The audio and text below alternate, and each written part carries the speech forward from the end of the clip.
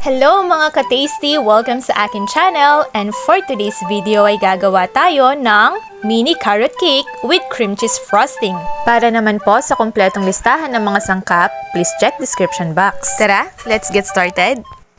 Sa isang mixing bowl ay paghahaluin lang natin ang 1 cup vegetable oil, 1 cup brown sugar,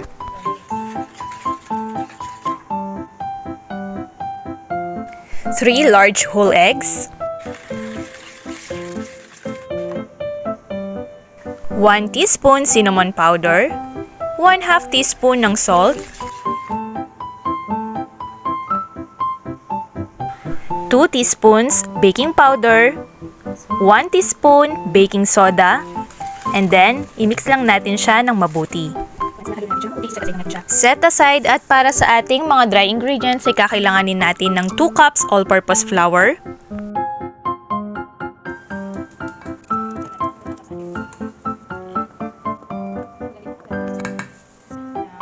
ihahalo na din natin ang ating coarsely chopped walnuts, sliced almonds, at ang ating chopped raisins. At syempre, dahil carrot cake nga ang ating ginagawa, ay hindi mawawala dyan ang ating shredded carrots.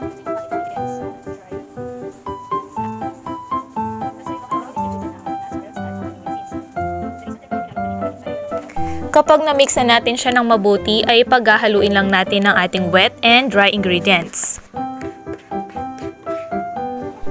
Ayan, haluin lang natin siya, but do not overmix guys, dahil kapag na-overmix itong cake batter na ito, ay hindi magiging moist ang kalalabasan ng ating carrot cake. Kung ipang nenegosyo nyo ito guys, ay mas magandang gumamit kayo ng weighing scale. Sa mga magtatanong po, ay nabili ko ang aking mga container sa All About Baking dito sa Pampanga. Pagdating naman po sa pagpili ng container, ay depende na po yun sa inyo. Kung saan kayo mas makakamura, yun po ang piliin ninyo para mas malaki ang kikitain ninyo. Maglalagay lang ako ng 110 grams to 120 grams ng ating cake batter sa ating container.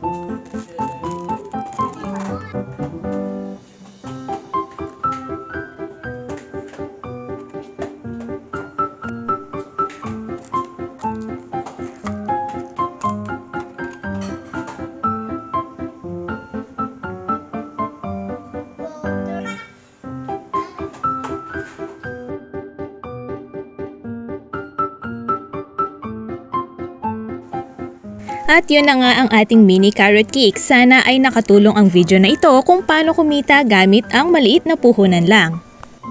Thank you so much for watching mga ka-tasty. Happy cooking!